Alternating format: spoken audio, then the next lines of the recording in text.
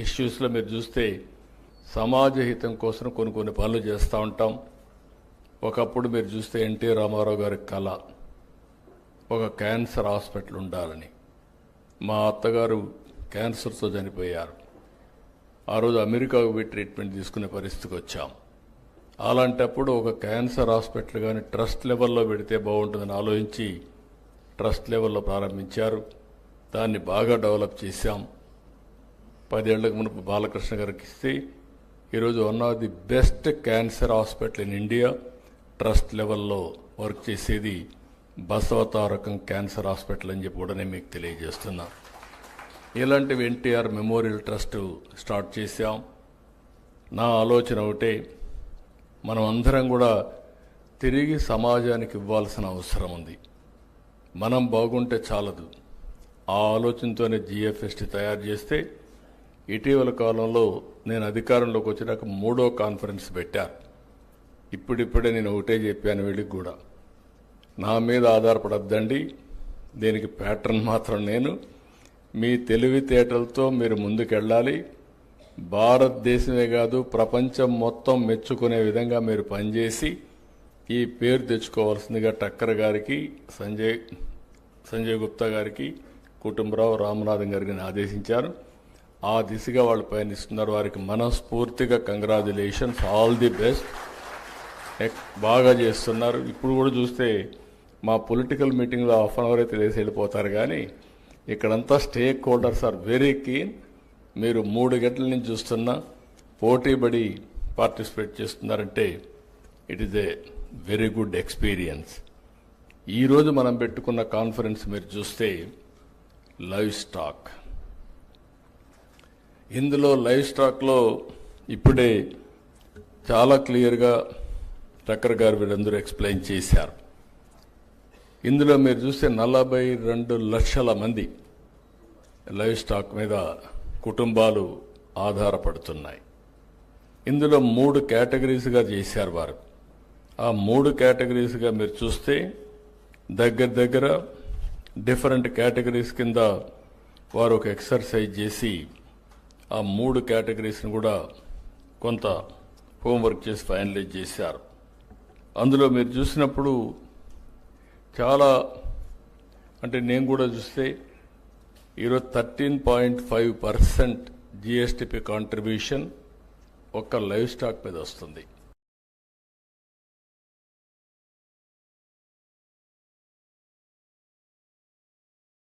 Sir కి stage పైకి invite చేయవలసిందిగా కోరుకుంటున్నాను ప్లీజ్.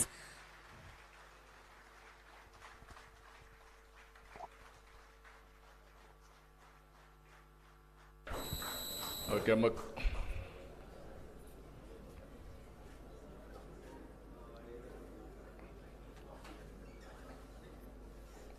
అందరికీ నమస్కారాలు. ప్రత్యేకంగా ఈరోజు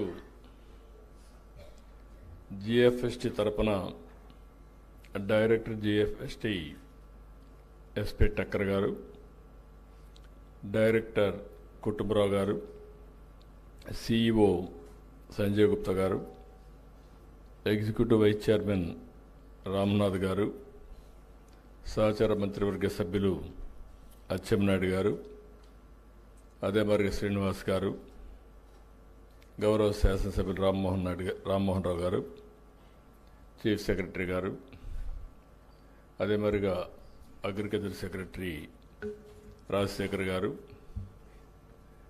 ఈరోజు వివిధ రంగాలకు సంబంధించిన చాలామంది వచ్చారు. మీరు 2 రోజులుగా 3వ రోజు ఇది జిఎఫ్ఎస్టీ ఆధ్వర్యంలో మీరు ఒక మాటలో చెప్పాలి మేఘో మదనం చేశారు. ఇక్కడ ఫస్ట్ టైం డిబేట్ చేయడమే కాకుండా మీ అనుభవాలు అవన్నీ క్రోడీకరించారు. అవన్నీ క్రోడీకరించి లైవ్ స్టాక్ ఎట్టుండాలి, ఏ విధంగా ఉంటే లాభాలు వస్తాయి, ఏ విధంగా ఉంటే లాంగ్ టర్మ్లో సర్వైవ్ అవుతుంది, ఏ విధంగా మనం ముందుకు పోవాలనే విషయాలు మాట్లాడారు. దీనికి మనస్ఫూర్తిగా మీ అందరినీ అభినందిస్తున్నా. ధన్యవాదాలు, కంగ్రాచులేషన్స్. అదే సమయంలో జిఎఫ్ఎస్టీ అది ఒక ఆలోచన. ఈరోజు వరల్డ్ ఎకనామిక్ ఫోరం ఉంది. వరల్డ్ ఎకనామిక్ ఫోరంకి ప్రపంచంలో అన్ని దేశాలు అక్కడికి వెళ్తున్నాయి.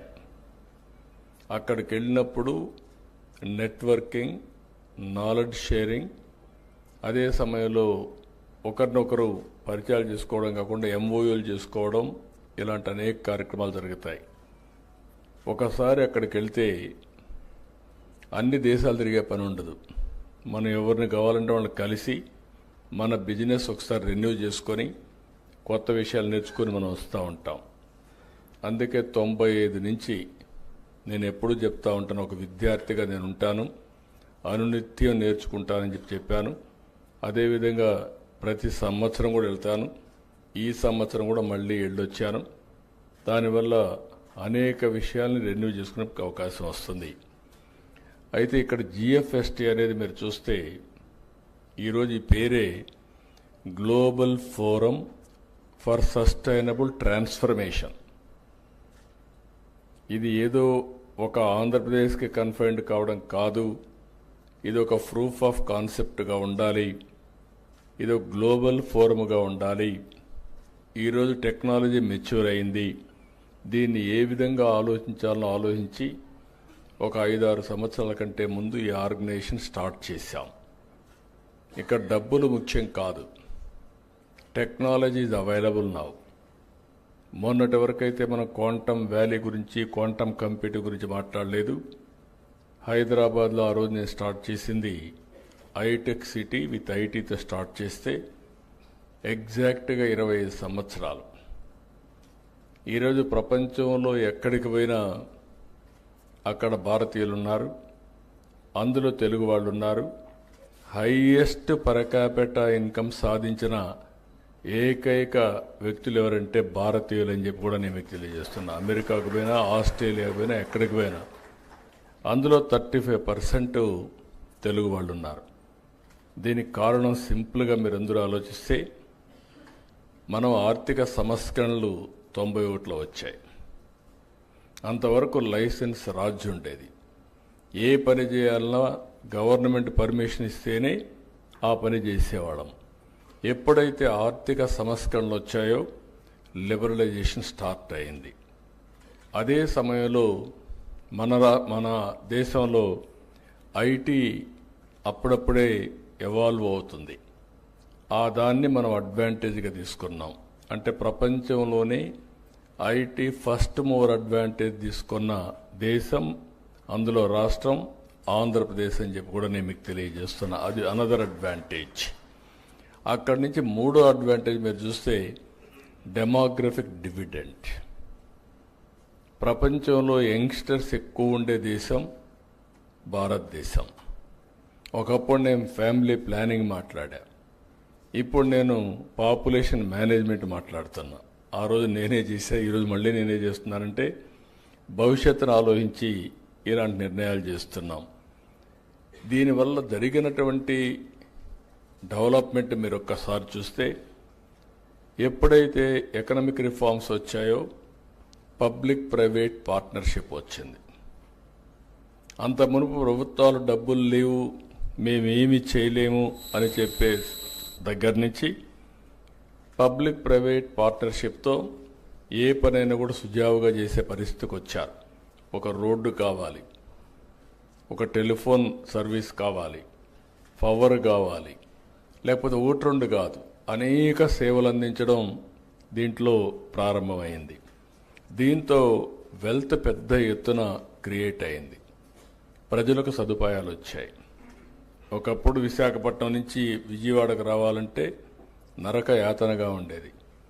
నేను చీఫ్ మినిస్టర్గా ఒకసారి నెల్లూరుని తిరుపతికి పోవాలంటే ఒక్కొక్క రోడ్డు 5-6 అడుగుల కిందనుండేది.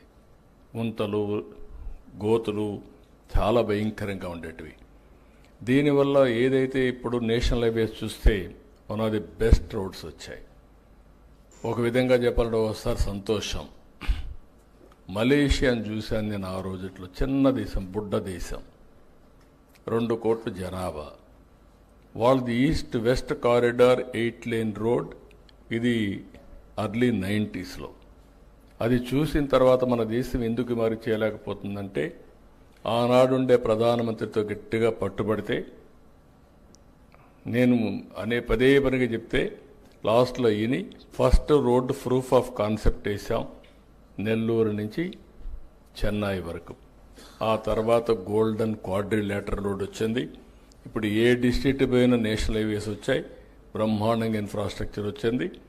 దీనివల్ల యూజర్స్ కొంత డబ్బులు పే చేస్తున్నారు.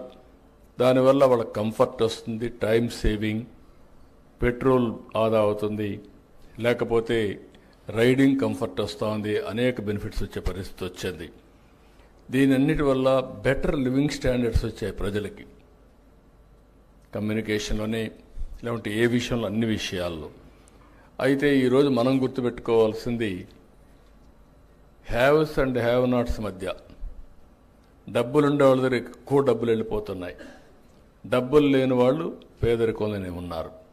ఇవన్నీ ఆలోచించిన తర్వాత ఆ రోజు మేము ఆలోచించింది global forum for sustainable transformation కింద నాలెడ్జ్ ఉంది, ప్రపంచం మొత్తం టెక్నాలజీ అవైలబుల్ ఉంది. ఊబరైజేషన్ ద్వారా ఎందుకు మనం పొలిటికల్ ఐడియాలజీని అంటే పబ్లిక్ పాలసీస్ని ఎందుకు ప్రమోట్ చేయకూడదు, ఎందుకు ఆంటర్ప్రెన్యూర్స్ని ప్రమోట్ చేయకూడదని ఆలోచించాం. ఆ ఆలోచన నుంచి పుట్టిందే ఈ జిఎఫ్ఎస్టి. ఇంత మునుపు కూడా నేను కొన్ని ఆర్గనైజేషన్స్ డెవలప్ చేశాను. నాంది ఫౌండేషన్, నేను అమెరికాకు పోతే 95లో ఫస్ట్ టైం అమెరికాలో అందరూ ఒకటి అడిగారు, మీరు సీఎంగా ఉన్నారు, బాగానే ఉంది, మేము ఆ రాష్ట్రానికి సేవ చేయాలనుకుంటున్నాం, దేశానికి సేవ చేయాలనుకుంటున్నాం. ఒకవేళ ఒక్కొక్కసారి అధికారం శాశ్వతం కాదు, శాశ్వతంగా పని చేయాలంటే ఒక ప్లాట్ఫామ్ క్రియేట్ చేయాలంటే ఆ రోజు నేను మేధావులందరితో మీటింగ్ పెట్టి ఆలోచించి పేరు నేనే పెట్టి రెడ్డి ల్యాబ్స్ అధినేత అంజిరెడ్డి చైర్మన్గా చేశాను. ఆయన చనిపోయే ముందు ఆలోచించి నేను అప్పచెప్పిన బాధ్యత ఆనంద్ మహేంద్రకు ఆయన అప్పచెప్పి ఇది చేశారు. ఈరోజు ఆ ఆర్గనైజేషన్ ఇండియా మొత్తం సర్వీస్ చేస్తూ ఉంది. అరకు కాఫీని ప్రపంచం మొత్తం తీసుకువెళ్ళిన వ్యవస్థ నాంది ఫౌండేషన్ అని చెప్పి కూడా నేను మీకు తెలియజేస్తున్నా. ఈరోజు అరకు ప్రపంచం అంతా కూడా మీ పరిస్థితికి వచ్చింది. ఇలాంటివి అనేక ఇష్యూస్లో మీరు చూస్తే సమాజ హితం కోసం కొన్ని పనులు చేస్తూ ఉంటాం. ఒకప్పుడు మీరు చూస్తే ఎన్టీ రామారావు గారి కళ ఒక క్యాన్సర్ హాస్పిటల్ ఉండాలని. మా అత్తగారు క్యాన్సర్తో చనిపోయారు. ఆ రోజు అమెరికాకు పోయి ట్రీట్మెంట్ తీసుకునే పరిస్థితికి వచ్చాం. అలాంటప్పుడు ఒక క్యాన్సర్ హాస్పిటల్ కానీ ట్రస్ట్ లెవెల్లో పెడితే బాగుంటుందని ఆలోచించి